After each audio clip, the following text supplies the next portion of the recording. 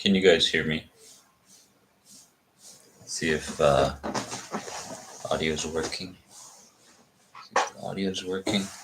Oh, okay, great. Good. Good. Just give everybody a couple minutes to come on in. Come and say hi. And then we'll follow through with a Q&A. How's everyone doing? All good? How's the progress? What have you been working on lately? Let me know. I'm curious. Jesus, the birthday celebration was nice. Went to a little Japanese place around here because my son wanted some sushi, and it was lovely. It was fantastic. Yeah, it was fantastic. Um, yeah, I'm always curious how people are doing and what sort of things they're implementing um, during their healing journey. So fill me in. Fill me in. What's the what's the uh, what's the habit change? What's the reframing process? What are you working on? What's going on here? Yes, yes, yes. Very exciting times, guys. New year, new you. New year, new you. I don't like setting New Year's resolutions really, but sometimes they help, I guess. Right? Sometimes they help. Let's see here. Um, feeling my emotions. Horror game enthusiast 92. Feeling my emotions. Mm. Yeah, yeah, that's kind of next level stuff. And the frantic stage in the beginning that can be a little bit overwhelming for some people. So good for you. Good for you.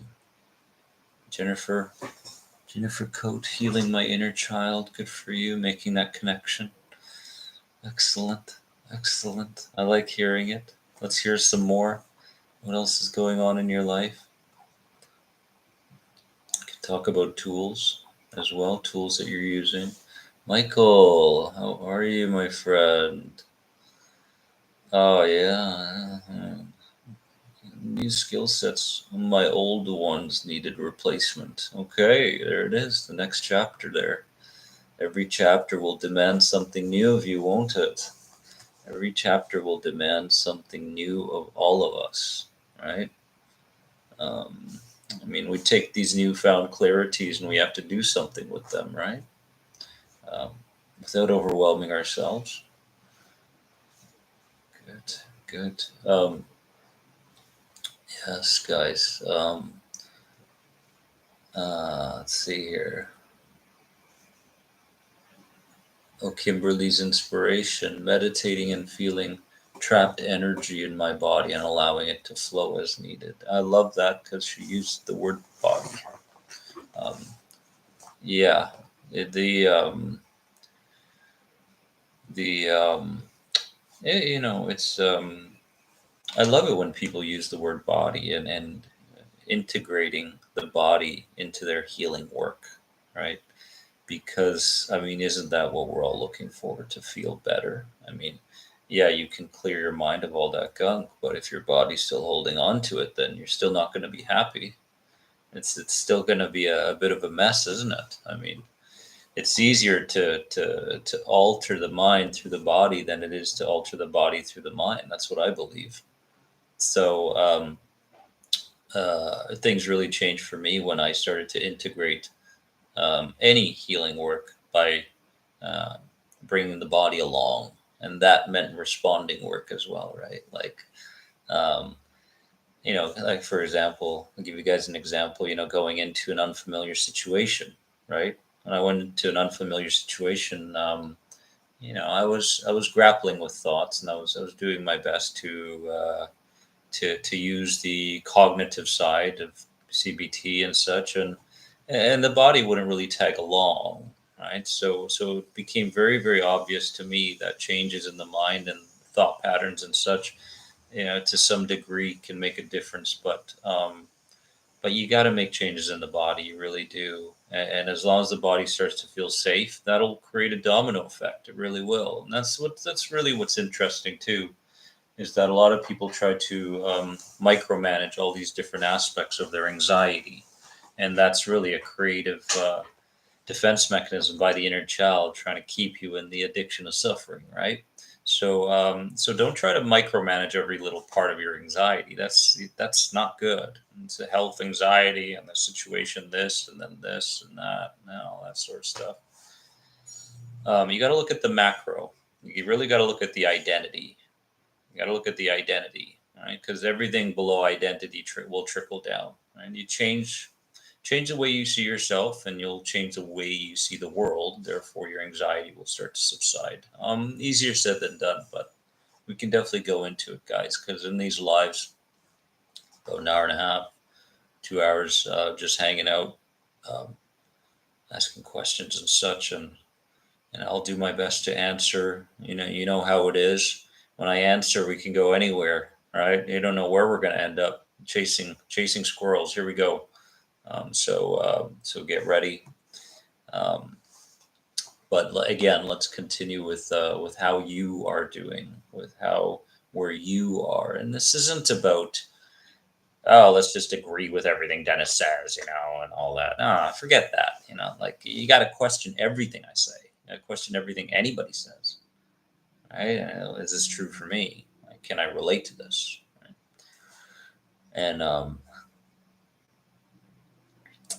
if it helps, great. Yeah, yeah. So yeah, fill us in on what else is going on in your life. What sort of epiphanies? I'm curious about this. What sort of epiphanies have you had? I'm talking to every one of you. What sort of epiphanies have you had in the last 2 weeks? What sort of epiphanies have you had in the last 2 weeks? When I mean epiphanies, I'm talking about these aha type moments like, ooh, I never realized that about my past, my parents, society. I never realized that about myself. Yeah, thank you for the birthday wishes to my son. Thank you very much. Mel, I appreciate it. Thank you. Um,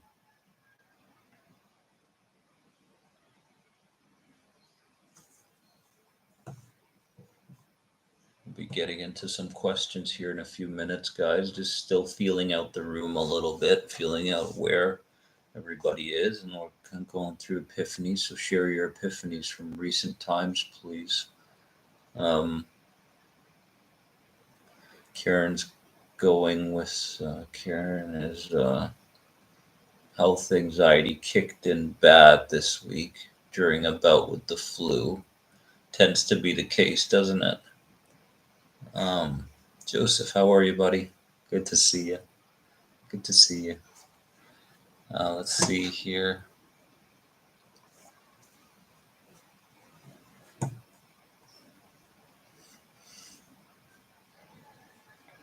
Planning on living in Bali for the long haul? Maybe, maybe not. Maybe, maybe not. Um, we'll see. We'll see. I don't like thinking too far ahead. That's the thing about me. Is I know how uncertain everything is at this point. So who knows? May wake up tomorrow and go, let's change everything and pitch that to the family and see what happens. Um,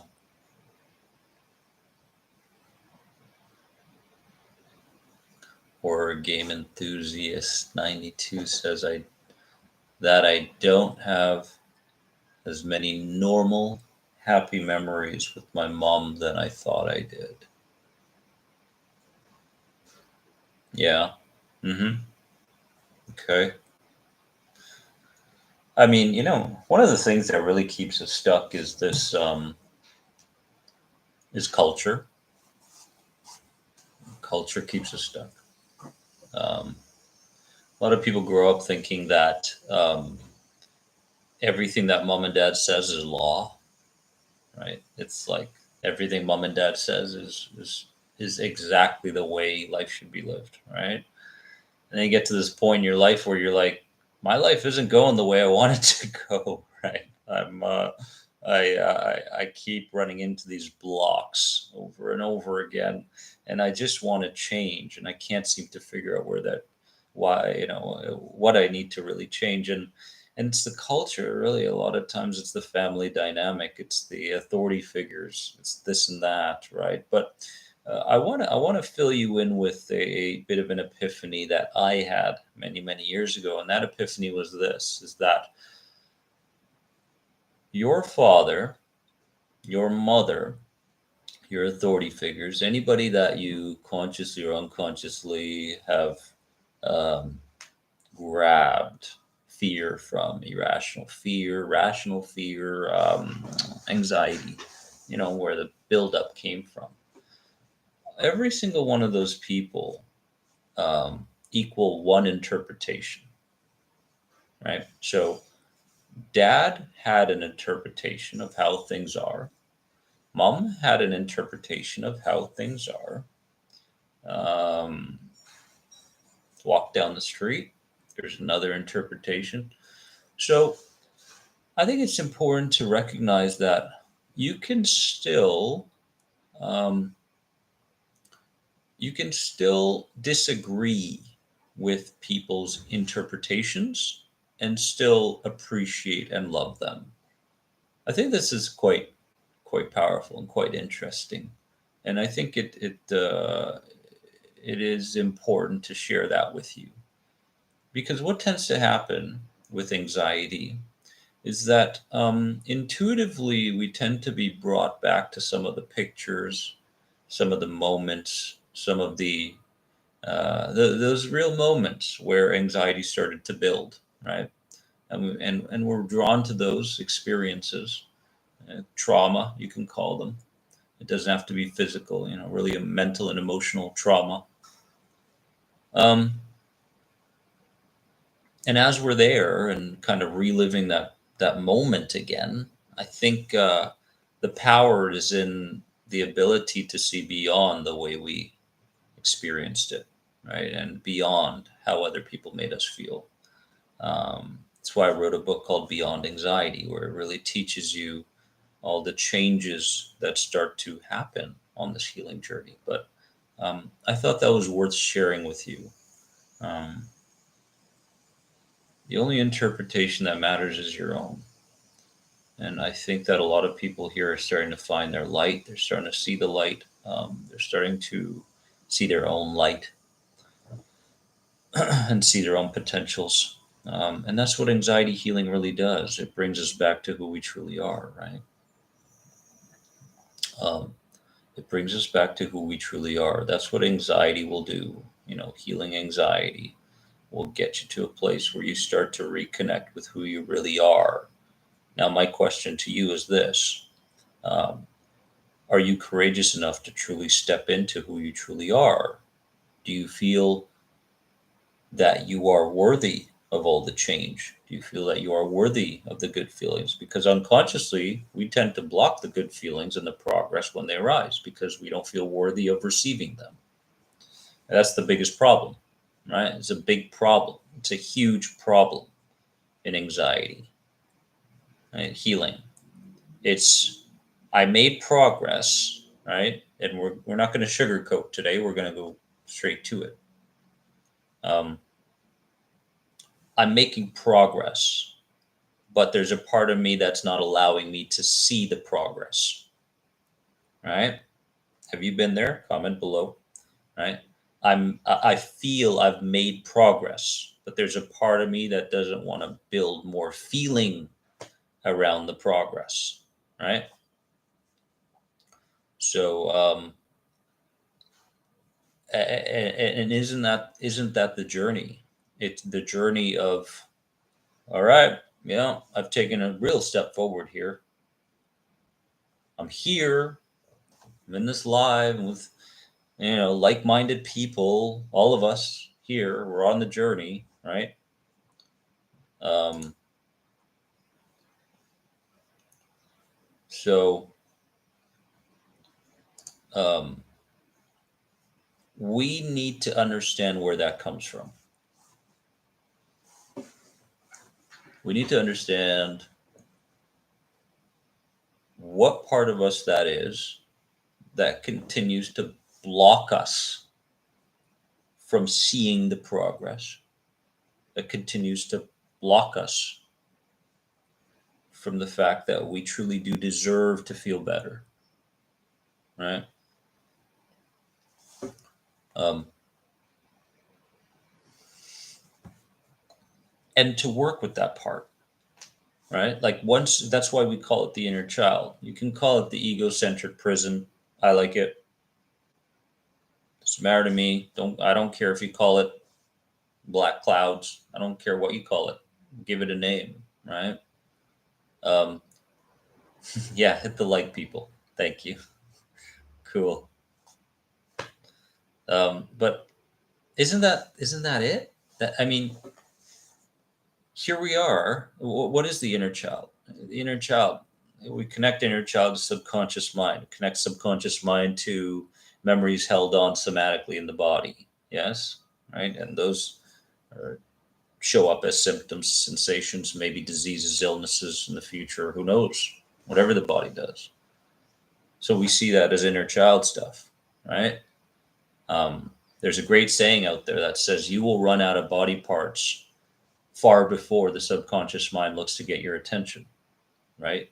So, symptom, attention, right? Dizziness, sensations, mental chatter, attention, subconscious mind, the inner child's trying to get your attention, right? There it is, right? I mean, it's screaming all the time with anxiety. What do we do with this information? Right? Here, what do we do with this? Um, let's see here. Let's get into some questions. Let's do it. Let's do it. Let's get into some specific questions, and I will be as specific as I can. But again, who knows where we'll go?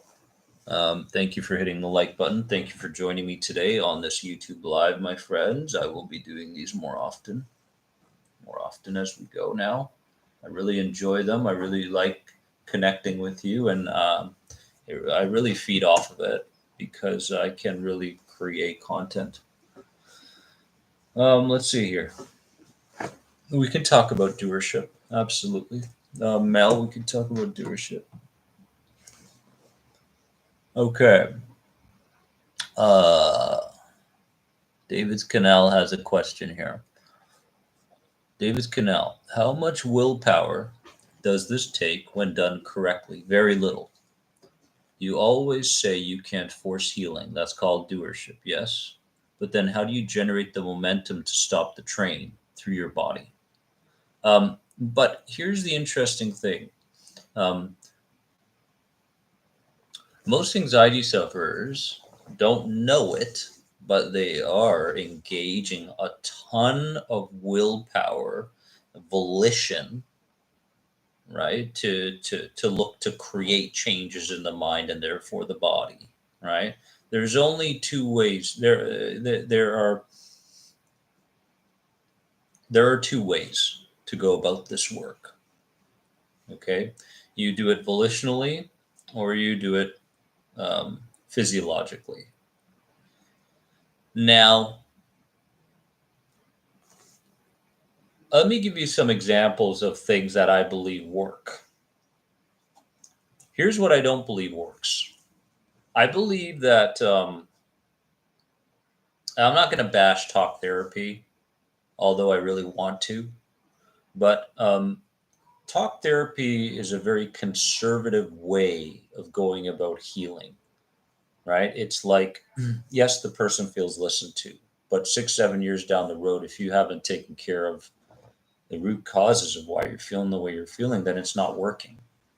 It's not working. We need tools and approaches that work quicker.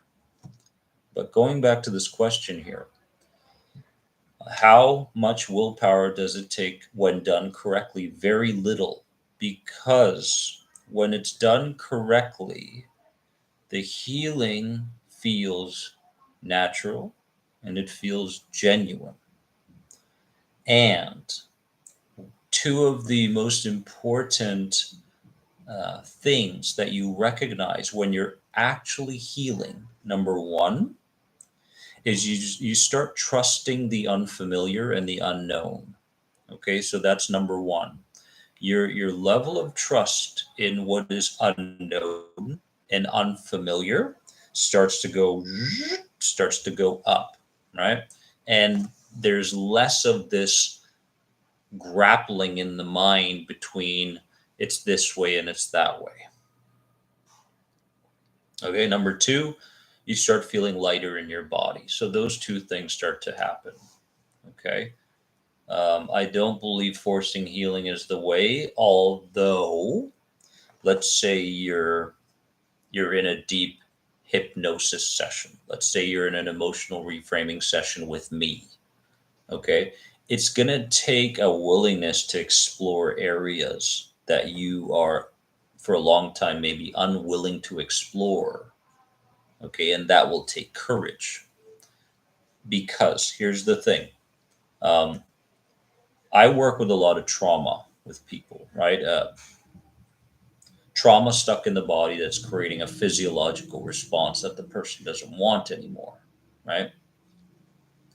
So when the trauma happened, right? How long did it take for the person to be traumatized? A few seconds, right? Everything after that is a physiological response to the experience, right? So how much courage do I need from the person? Enough for a few seconds to basically look at the old picture and to change it. Okay? To look at the old picture and to change it so that the subconscious mind understands that the trauma is over. Right? I mean, anxiety sufferers, anxiety disorder in general, if you ask me, is a replaying of a trauma. Right? I mean, you can walk down the street and see the color red. And if it's red, and while you're having an experience, the color red was around you, you're going to tap into a fragment of that trauma. And what happens? The body will let you know of it. So we're going through the day constantly looking out for similarities. This is similar to the trauma. Boom, anxiety symptom. This is similar to a past experience. Boom, panic attack. It's a reliving of the experience over and over and over again. But what if this happens? What if you could look at a traumatic experience and change the picture? What if you could change the picture? If you change the picture with enough emotional intensity, right, the body will start to let go of the original experience. That's good for us. Okay. So that's why is sitting with somebody and talking about this stuff when someone has anxiety is it's like it's, I don't know. I don't see the power in that to be able to change things at a deep level. I mean, let me tell you something. When you feel like it's messy, like when you have, let's say you're doing EFT, say you're doing EMDR, good stuff. Let's say you're doing hypnosis work. Um, let's say you're doing some kind of imagery process to heal your traumas, for example, right? Because I believe that a starting point is to clean up your past. You got to clean up your past before you can shoot like a rocket. Right? Everybody's looking to add lifestyle changes. Forget that, right? Just clean up your past first, and then you'll take off. So, where was I? Yeah, all of these techniques, all of these things that we do, right, is so we can reset the system, so that we can take the emotional bag that we're carrying in the body. It's because it's a bag. It's a heavy bag and it compounds, right? Okay, put the bag down somewhere else. Right? Saying the trauma is over, the experience is over. Red is safe. But here's how else you can do it. Here's how else you can do it. You could do it by recognizing in that very moment instead of getting frantic. You can recognize in that very moment. You can stop when you feel anxious. You stop. You don't keep going. You stop getting anxious. And you look around. The symptoms point. And then you recognize something in the environment that's connected to your dad who emotionally abused you way back in the day. And you see the color red. And you start making friends with red. In that very moment, when you're conscious and you look at red and say, man, I really love this aspect of red. I love this aspect of red. I love it. I love how it shines. I love how it's a color of blood pumping through my system, healthy in every which way. And you start to make friends with the red, your body's going to go, okay, this is different. Usually he goes frantic. Usually he keeps going. Because when you get anxious and you speed up, you justify the trauma. This is important, right? When you start to get frantic, you're saying, yes, what you believe is still true for us, right? The irrational fear is justified fear. That's what you're saying. If you continue to play out the same reaction, that's why we say we need to learn how to respond rather than react. Best thing to do when you're anxious is slow down. Take a good look around you, right? What do I see, hear, feel? Maybe taste and smell even. And start working with the system.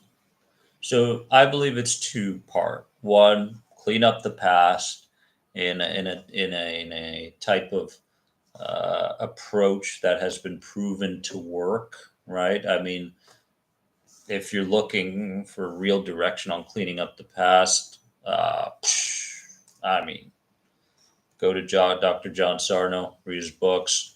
Brent Baum, fantastic. Stephen Parkhill, Answer Cancer, great book. I mean, he's one of my leading mentors. Unfortunately, passed away, but when he was around, great workshops. And these are the guys that will help you to clean up the past, right? Without being obsessed with this work. Let's see here. Da, da, da. Yeah, of course, what Ruby is saying is completely true, right? I mean, first and foremost, go get everything checked out. Checked up, and up to date, right? You get the okay, looking good, right? All good. Then we can really, really nail down the emotional stuff.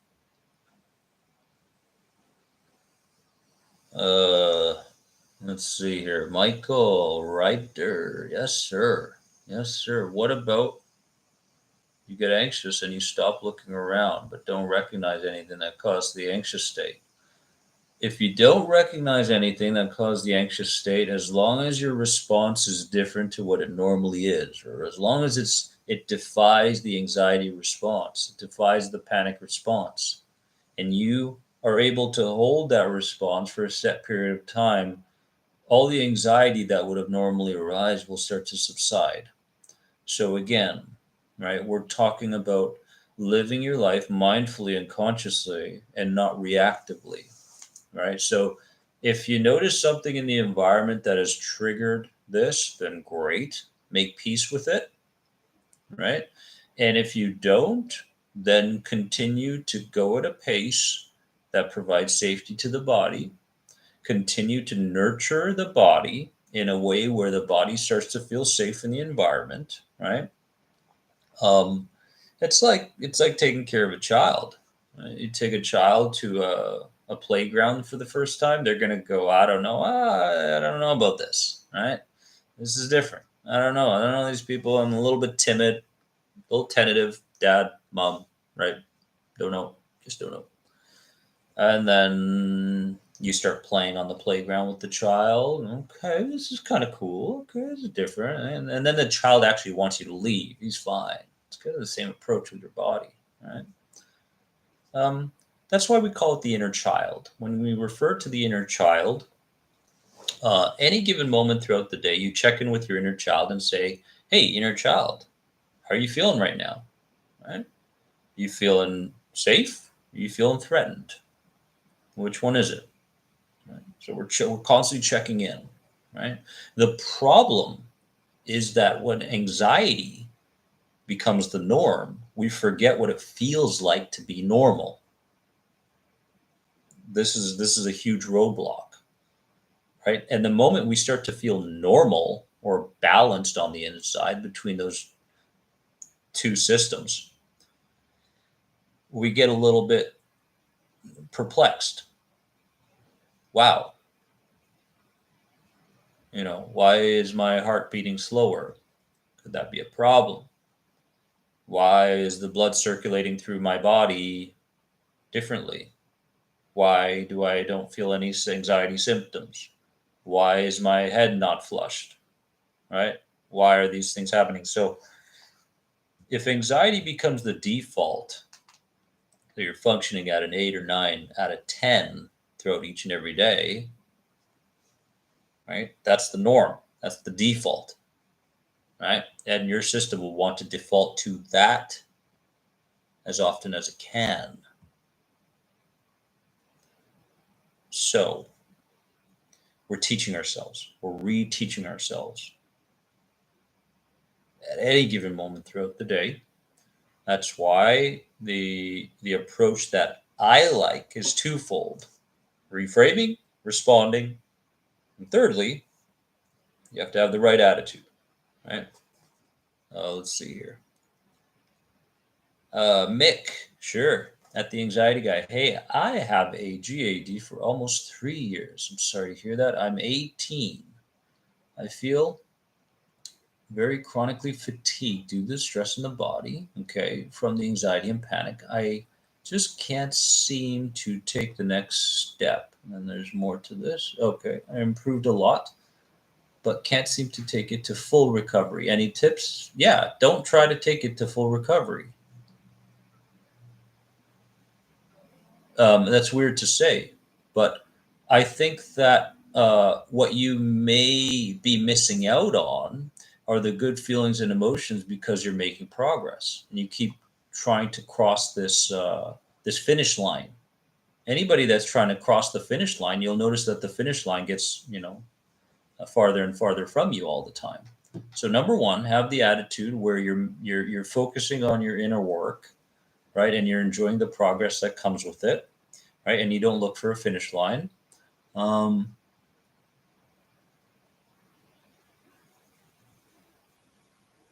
the fatigue, how are you sleeping? Sleep patterns, symptoms. Again, if you have these symptoms, right? Symptoms, I believe, are a reflection of your past. Okay, reliving themselves in the present. That's what symptoms are. Okay, for example, if you've got a lot of head pressure, that is a combination of things, really, right? And you're really relying on a lot of mentality to solve problems. Okay, lump in the throat, avenue expression. You haven't really expressed yourself to the people that you want to. Chest pressure has a lot to do with suppressed anger, dissatisfaction. Stomach usually has to do with nervousness about something in the future. Shoulders, you hear it all the time. I hold the weight of the world on my shoulders. You feel like you're responsible for everything. So every single one of these parts of the body that are spewing anxiety symptoms come with an understanding, right? Listen to your words when you go through the day. Listen to your words, right? Your words will tell you exactly where the root causes lie. Okay. Really, like if you write down some of your words, you go, "Oh, I hold the world on my shoulders all the time." Right there, you go. That's it right there. Right. Oh, we got a donation. How cool is that? I don't mind for donations, guys, but if you want to donate to this channel, then all good. I will continue to upgrade as much as I can. But a couple of things here. Number one, don't look for a finish line. Just focus on your inner work and enjoy the progress. Okay. Number two, please check uh, your habits when it comes to sleep patterns, Mick. Okay, and number three, bring your symptoms with you wherever you go. And that's a practice, isn't it? Okay, like if I have an anxiety symptom, okay, um, your intention is to understand more deeply the root cause of the symptom. Yes, because if you go directly to the symptom, you're only feeding the anxiety, right? Like, oh God, I have this symptom. Is it going to get worse? Yada yada yada. Right? No, forget that. Your symptom is like it's like walking the dog. Come on. Yeah, we're gonna go do this thing, right? And symptom, if you want to come, you can come. Okay, but here I'm working on inner child work. Okay, and I'm gonna move at a speed that promotes safety. And if symptoms want to come, let them come. Symptoms perpetuate because we give them a lot of focus and therefore energy. That's the problem. Symptoms perpetuate. Here's another really important reason. Symptoms perpetuate because of mental rigidity. Okay, think about this for a second. Wow, $50 donation. Cool. Thank you, Mel. Appreciate it. Um, Symptoms perpetuate because of mental rigidity. Write that down. This may be the most important thing you need to hear today. Anxiety sufferers like to stay in their lane, right? They don't like to visit the unfamiliar. They don't like to dive deep into the unknown. It's about the comfort zones, isn't it? Okay. Now, you take that mental rigidity away and you start giving more focus to different ideas and you start becoming more spontaneous in your life and you bring back the playfulness from when you were a child, not like, oh yeah, no, I'm just talking like in a little bit, then a little bit, then a little bit, then a little bit, but more so you start opening yourself up, right, to other possibilities.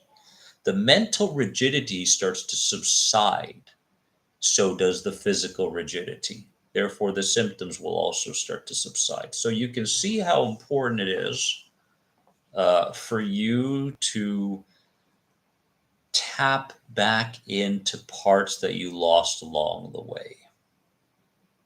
Right? I mean, take a moment right now and think about a time in your life when you were absolutely free. Do that right now.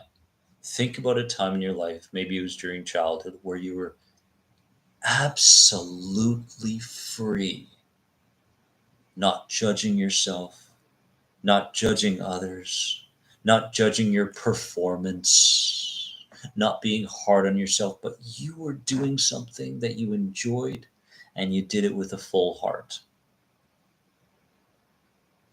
Do you remember that time? Comment below. When you were absolutely free. I remember when I was playing on a tree back in Vancouver in Stanley Park, and I would always swing on this tree, and I swung on this tree, and I was hanging on, and I wasn't competing with anybody or myself or anything, but just the enjoyment of being in that moment was just so freeing. Now you take that experience, you take that freeing experience, right? Okay, and you ask yourself the question of, why am I so afraid of being that free again in my life? Why am I so afraid? Because the only person that's holding you back is you, nobody else. A lot of people also cannot recall times when they felt free from back in the day, right? But that's not you not able to recall things. That's a part of you that doesn't want you to recall those things, right? Because if you do, you may become that person again and continue to make the mistakes you did from the past. So it's preventing you from recalling those freeing experiences. Can you see what's taking place right now? Right? Look at what's going on. It's not the fact that you can't make progress. It's the fact that every single time you do make progress, the part of you that wants to keep you in a familiar state of anxiousness and therefore the addiction to suffering keeps showing up over and over again because it's afraid that you're going to become somebody different. And if you become somebody different, then you may feel the overwhelm you did once or multiple times in your life. So it does everything in its power to keep things the way they are, keep you focused on this, and this throughout the day, right? But again, we as a community, we are saying, starting right now, what sort of components are connected to my inner child? Okay, that's it. My anxiety symptom is connected to my inner child. The mental chatter is connected to my inner child. The doubts and blocks that I have when I make progress connected to my inner child. So if the subconscious mind is like 95% running the whole system and everything that you do throughout the day, 5% rarely has any chance against the 95%. But as we become more mindful as we go through the day, we can say, this is inner child work. This isn't who I am. This isn't the updated version of me, right? Are we starting to get this? So as you go through the day, you're in constant communication with the inner child. Constant, back and forth, back and forth. You are no longer led by the inner child. Now you are leading the inner child. Does that make sense? Right? That's where the magic lies. And you do that through your imagery work. And you do that as you're driving. And you do not, this is important, you do not succumb to the interpretations from the inner child ever again. And as you go about your life, you feel like you're defining the inner child more and more and more, therefore seeing the world in a much safer way. Let's see here. I want to give you another tip as well. Okay, just to start finding balance in the body. Okay, plug your right nostril. Breathe in and out, 4 seconds in, 4 seconds out through your left nostril.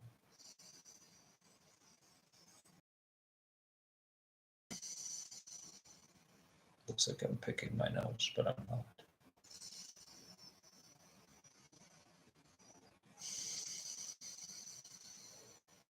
Do this for about 3 or 4 repetitions. Notice how you feel. Plug the right, breathe from your left.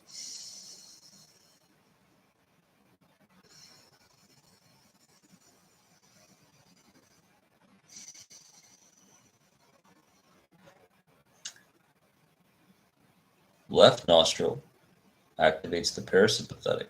Right nostril activates the sympathetic system. That's why we breathe out of both of them. However, if one side is more activated than the other and is creating perceptions around it, for example, fight or flight all the time, right?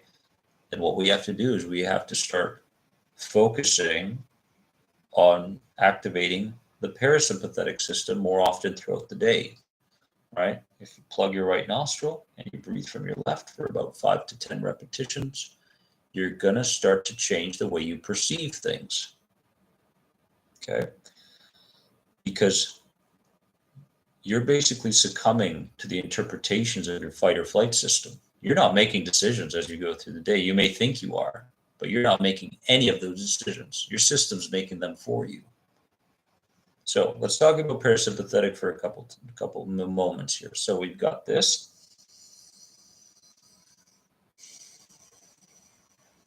I believe a lot of pranayama breathing has to do with nostril breathing techniques and such. Look those up. Fantastic. What else spurs on parasympathetic, right? A lot of these breathing techniques do a very good job, in my opinion, to bring balance back to the system, right? Box breathing, okay? 4 seconds in, nose, 4 seconds pause. 4 seconds out, nose, 4 seconds pause. And you go all the way around the entire box. Okay? That's going to spur on some parasympathetic activity as well, right? So again, implement this. That's why we meditate. That's why we meditate, right? Why do we meditate? Why do we ground? Right? To bring balance back. Okay, I hope you're doing those things, my friends. Says my connection is unstable. Please wait while we try reconnecting. Can everybody still hear me? Comment if you can. Or did I lose you?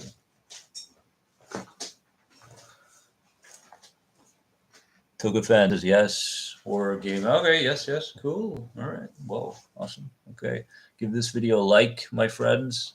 I will continue working to make this the most important anxiety recovery community I can. So give this video a like if you're enjoying this channel and it's helping you in some way.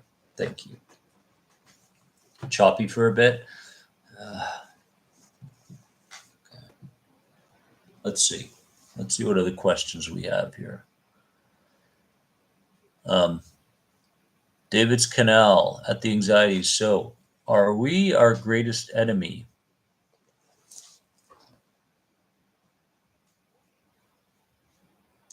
Yeah, when we think about us, though, I like to think about us in, I mean, you could narrow it down to many different parts, but I like to think about us as two parts.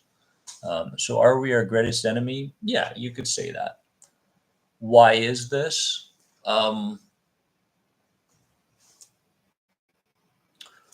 Why? Why are we our greatest enemy? Because, well, let me put it this way. There's a part, there's a part of us. There's a part of us called the emotional refractory period. Okay. And this part, this emotional refractory period, when we talk about refractory period, often we think about sexual activity, the moment of orgasm, right? And finding a functioning self after orgasm, that time period in between, right? But this is the emotional refractory period. The emotional refractory period is let's say you get into a certain emotional state. Okay. Let's say, well, because negativity is so much more attractive to the system than positivity, let's focus on that one. So let's say that you're going through the day and someone cuts you off on the road, right? And when they cut you off on the road, you go into an angry state. Now, the emotional refractory period will set in, okay? And when the emotional refractory period sets in, it will want to maintain that state for as long as possible. Okay, so anxiety sufferers because anxiety has been so prevalent in their lives for so long, even longer than they think it has. People don't realize this stuff started between conception and like the age of 5, right? Anxiety started way before we thought it did for many of us. The emotional refractory period will want to maintain that emotional state for as long as possible. So anything that goes against it, the system will find opportunities to bring you back into an anxious state, if that makes sense. So it's not so much that you can't heal. It's not so much that it's a difficult journey. It's the fact that we keep succumbing. We keep succumbing to the norm. We keep succumbing to the inner child that wants to pull us back into what I call the addiction to suffering. Okay? Because here's a question for a lot of people. Here's a statement for a lot of people is if you healed your anxiety, if the anxiety disorder and everything that comes with anxiety, if you healed it tomorrow and it was all gone, knowing yourself better than anybody else, would that cause a certain degree of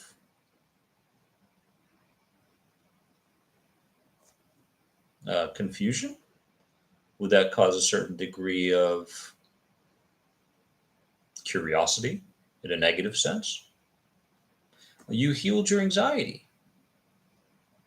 Would a part of you go looking for it, wondering where it went?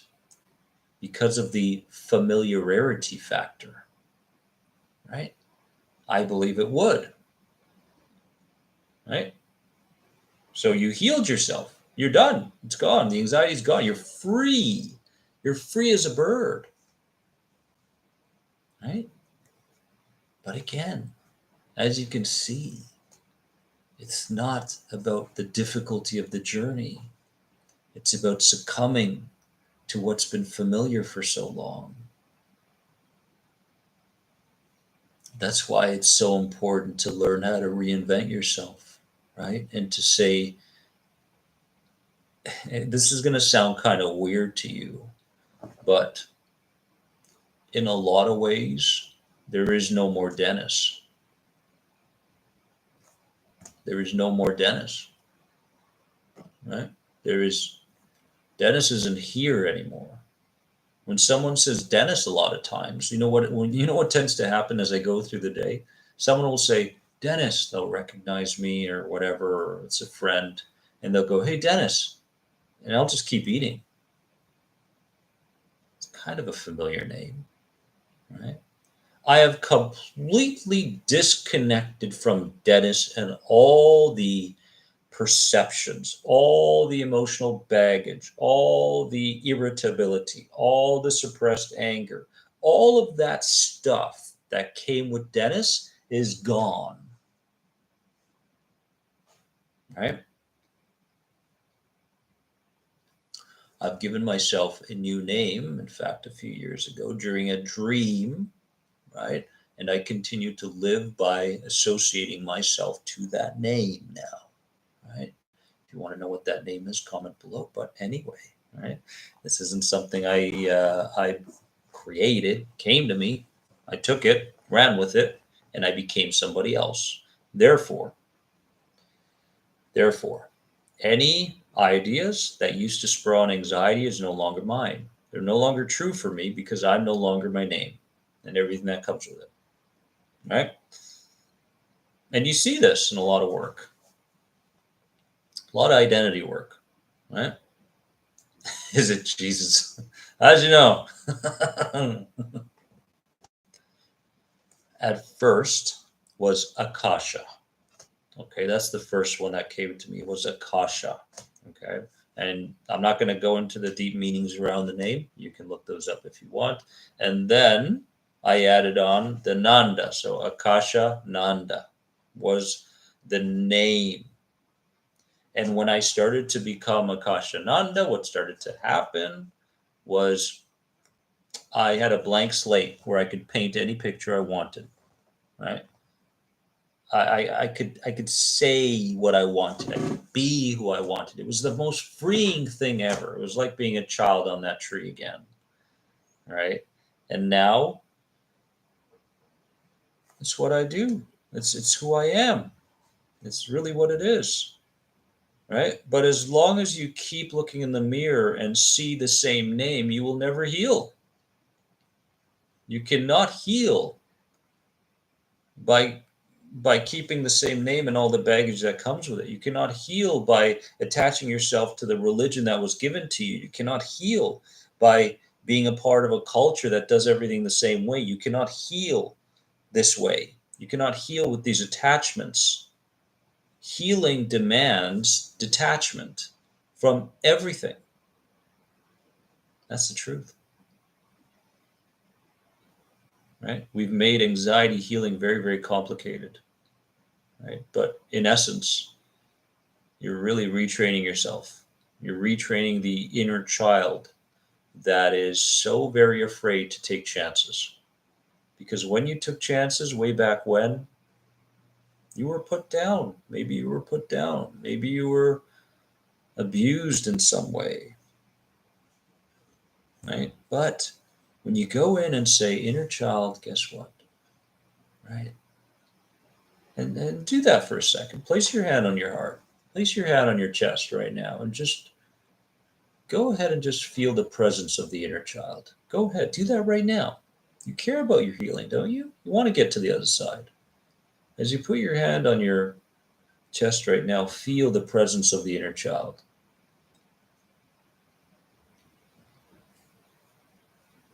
Is the inner child sad? Is your inner child afraid? Is your inner child angry over something you may have did or didn't do, or what someone may have done or didn't do? What do you feel coming from that inner child? Feel it. Connect with it at a deep level right now. Let's go there. Right? Does it bring up tears? Do you get emotional?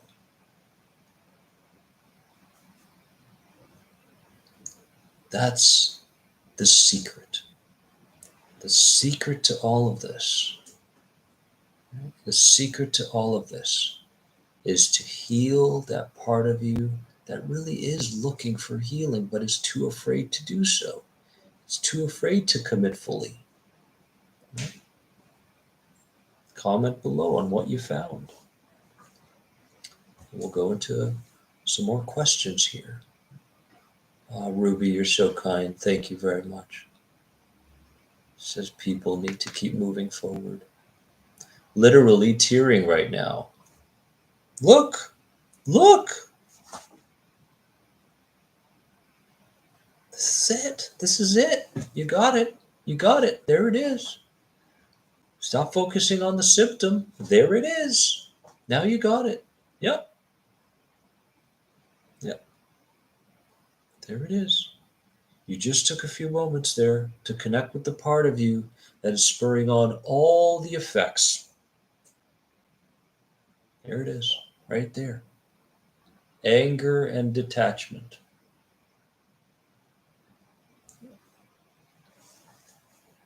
Comment. Let me know. What else? What else was brought up by doing that?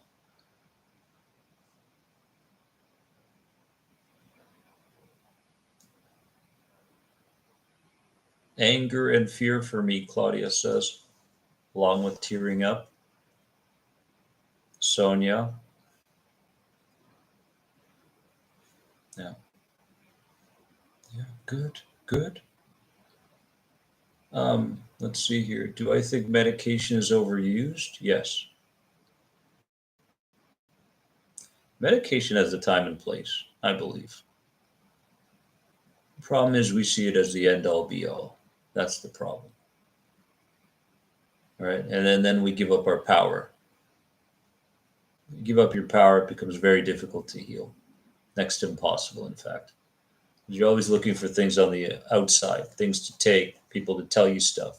No longer do you hold any power to change on the inside. That's the biggest problem. Why does it feel like the more awake I become, Jesus Costanda, the more awake I become, the more problems I tend to have with my wife? I don't think it's your wife. It's not your wife. Dive a bit deeper. Notice where the suppressed anger comes from. Notice who ingrained this in you at a time in your life where you didn't have any defenses. Notice how you may be taking it out on other people, even taking it out on yourself unknowingly, being harsh on yourself. Let's see. I didn't. Thank you, Ruby. I really appreciate it. Why do I constantly hold my breath? Toka fan 41. I notice I tend to hold my breath in yoga a lot. My instructor noticed. I don't know, like deep breaths make me panic. Well, deep breathing goes against what the inner child wants for you. Deep breathing goes against what the subconscious mind believes is safe for you, right? For example, if you think that everything in the environment, present and future, is unsafe, why would you breathe deeply? Right? Because let's say there's a lion out there in the jungle or in your city even, and you start to deep breathe, right? And you start to let go a little bit, you may succumb to the lion. You may not be able to fight back. So it's this primitive survival based response. A lot of people, anxiety sufferers, have a tough time meditating, deep breathing, these sorts of things, because it goes against what our system believes is safe for us. If you hold your breath and you breathe in a shallow manner, you're always ready to fight, you're always ready to run, right? And so, as long as we understand that and we refocus our breathing towards changing the inner child's perceptions, then in time it'll work. But here's what I did: I meditated for 1 minute 3 times a day. And you can do that too. 1 minute 3 times a day. That's it.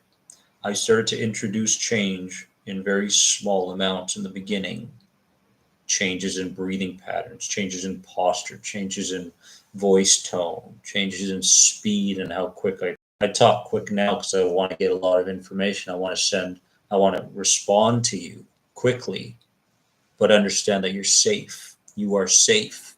Just because you're shallow breathing, that doesn't mean you're in any kind of physical danger, although it feels that way, right?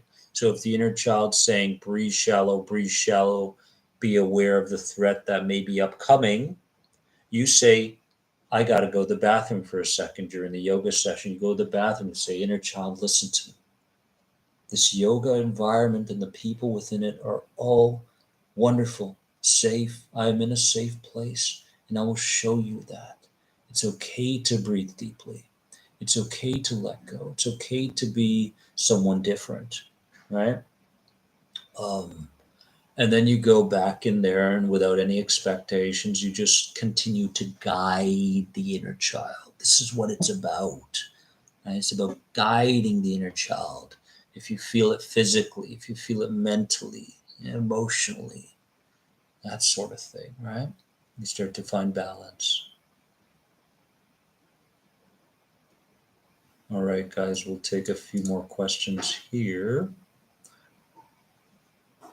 Let's see. So does that help, TokaFan41? Does that help at all to give you at least a small explanation as to what's taking place? Right? Understand. I've been in that journey. I remember going to yoga all the time and hyperventilating. I had to leave yoga constantly. I know what it's like on the brink of having a panic attack. I get it. Right? Your system doesn't feel safe in that environment. Right? Um,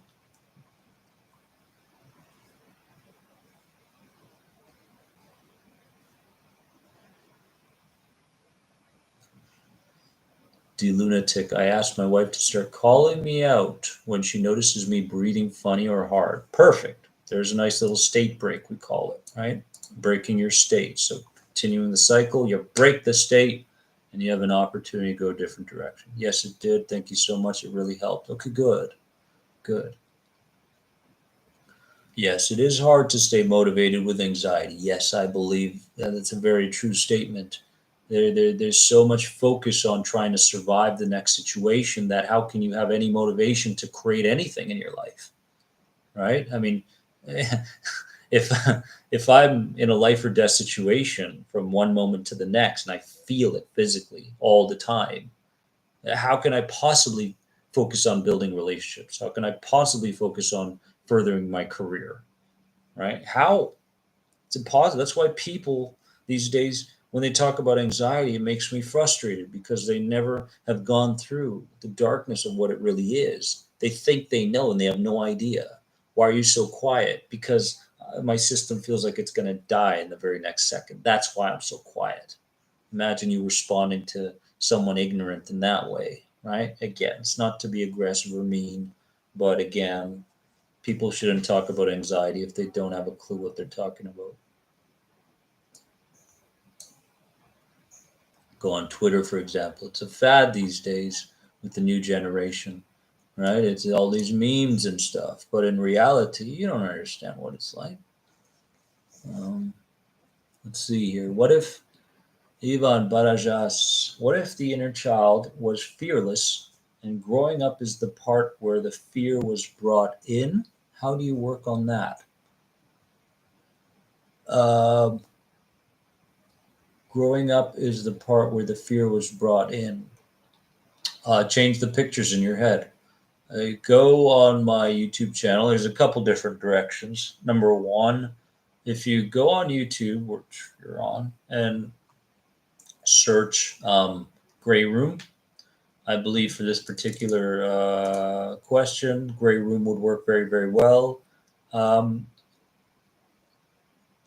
And working on that, I would start to do some of the emotional reframing videos on my channel to change the pictures that you're constantly running. Remember, guys,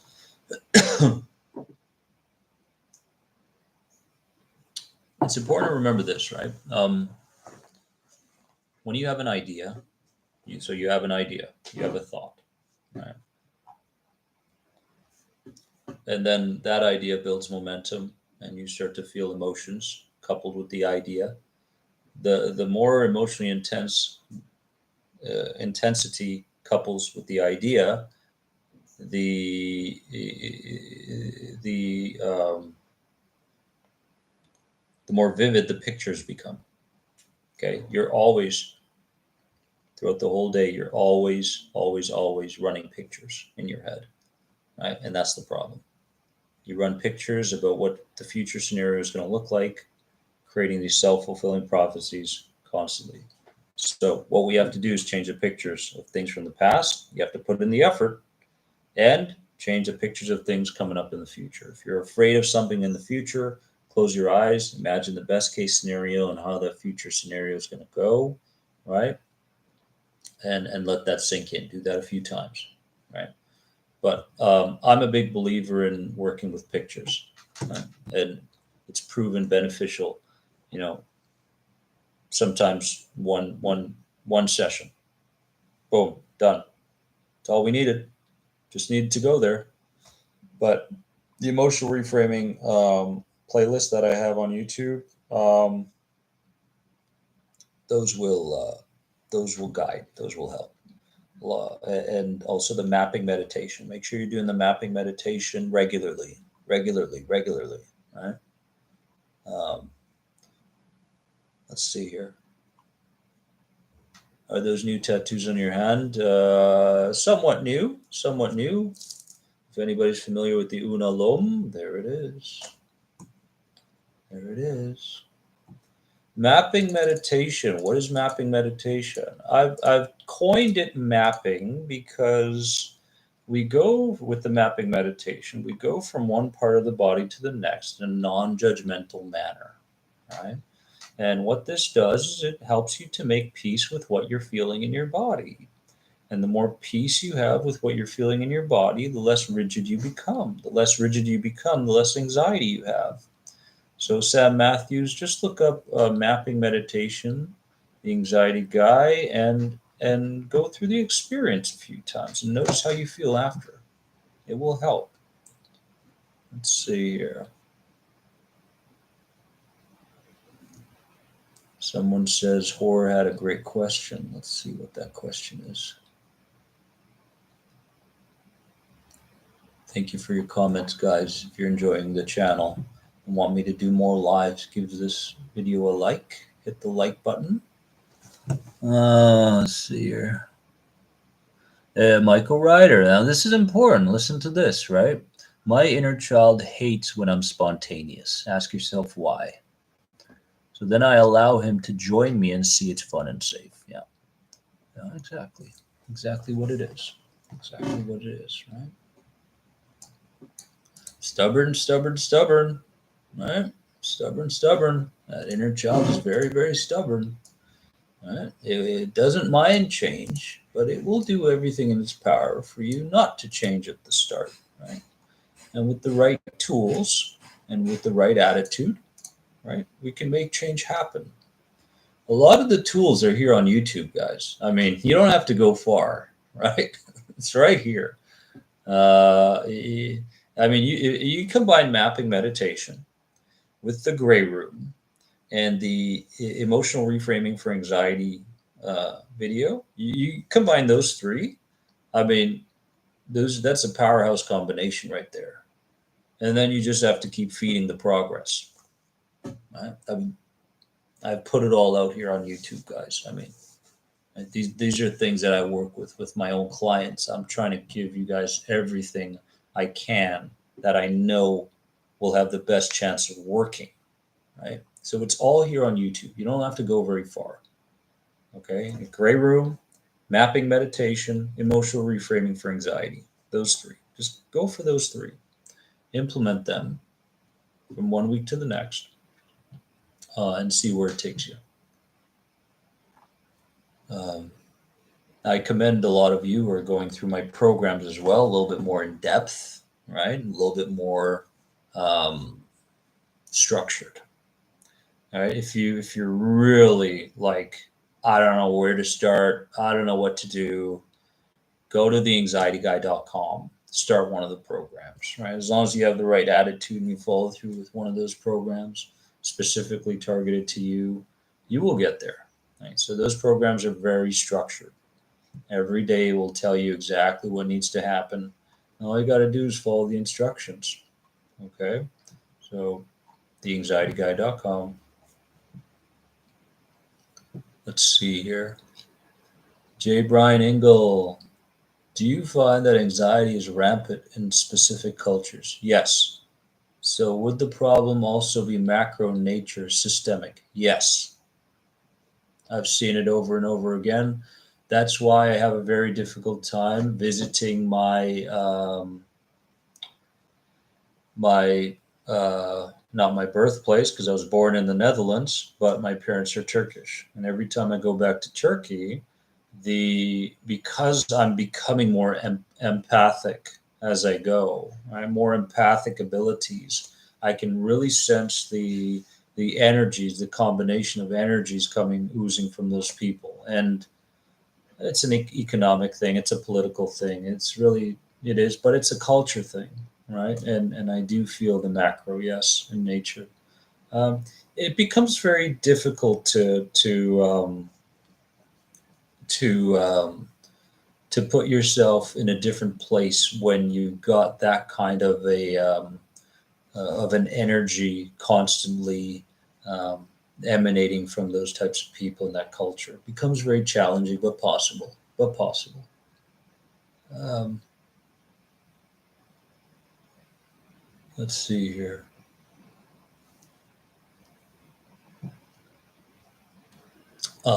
Valerie, what's the best way to not feel so hard as an empath?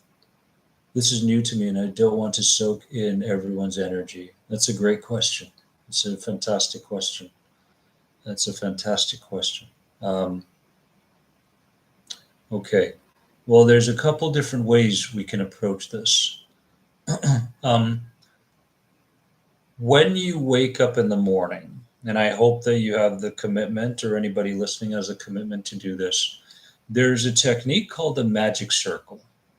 So you close your eyes, right? And you wake up in the morning, you close your eyes, and you imagine this circle around you as you're going through the day. And when you're within the magic circle, any kind of verbal energy, any kind of occurrences that happen from the outside and such, it's like they hit your circle or your bubble. You can also imagine a bubble underneath the circle, right, surrounding you. It hits and it deflects. It hits and it deflects. Hits and it deflects, right? So when you wake up in the morning, imagine the magic circle uh, with the day that is ahead. Okay, that way you are programming yourself, I believe, at some of the deepest levels to no longer succumb to other people's energies. So instead of thinking, what do I do in the moment? Wake up in the morning, run the magic circle from morning till night, okay, and um, and basically just continue to deflect what is coming your way, right? And then what'll happen is that because you've done this a few times, your system will start to understand what it is you want. Okay. So I highly recommend that technique upon waking up every single morning. That will help. Um, so I wouldn't go the mental route. I would go the imagery route for this one. Um, not to feel other people's energies.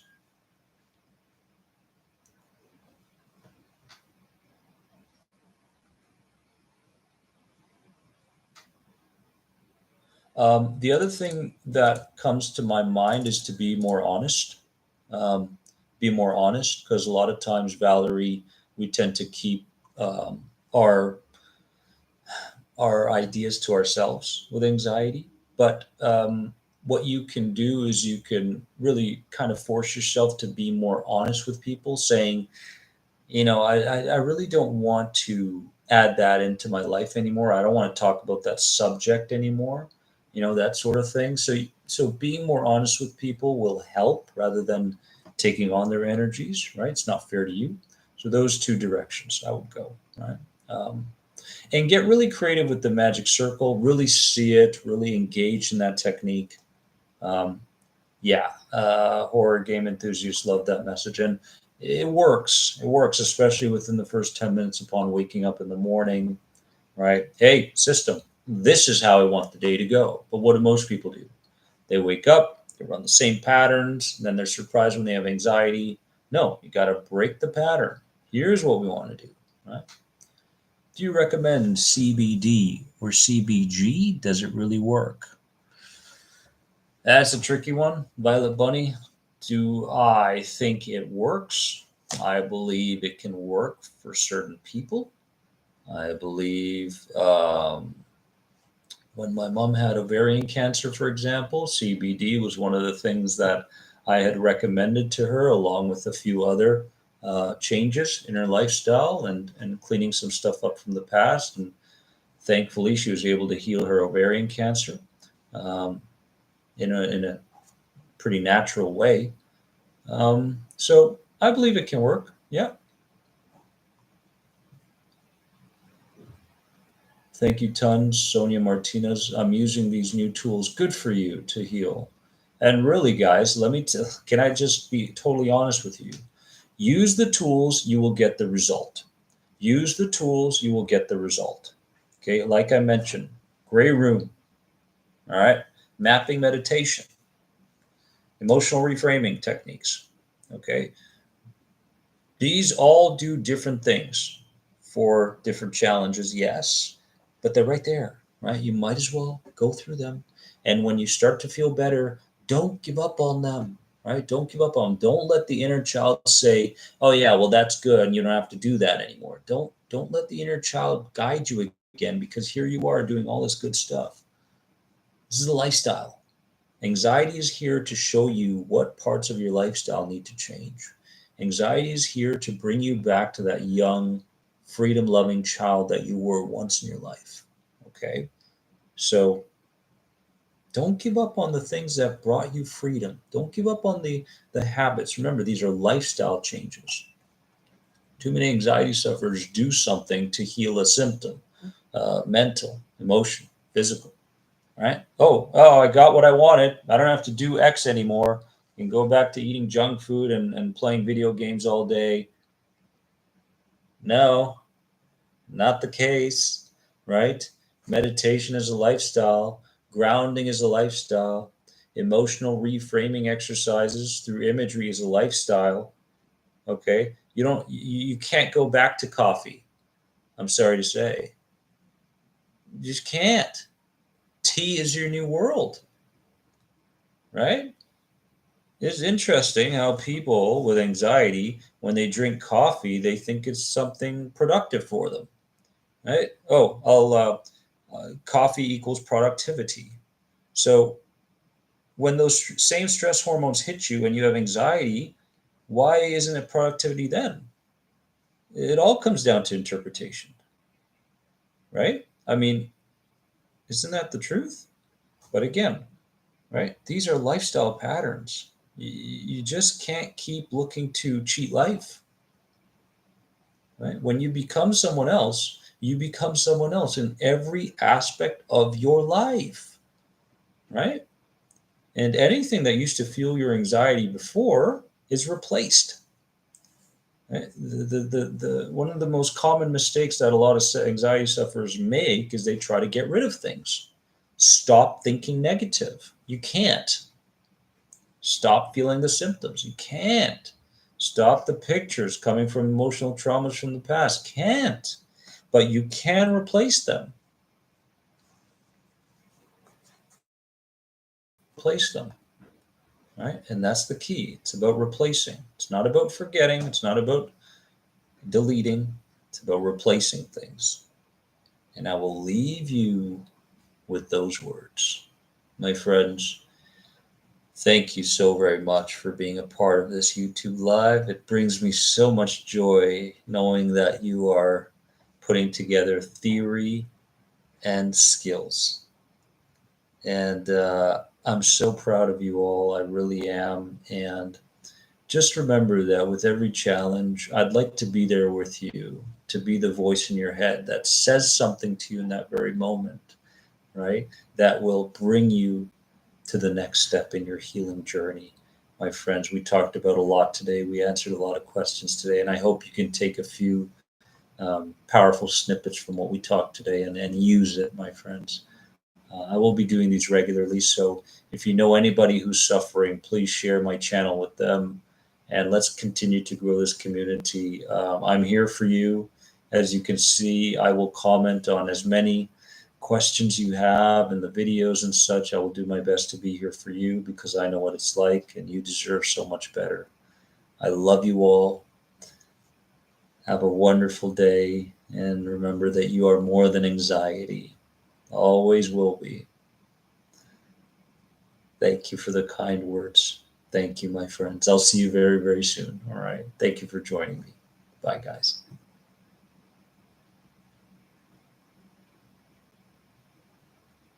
Yeah. Thanks for the likes as well. If you enjoyed it, give it a like. Thank you, guys. Love you. Bye.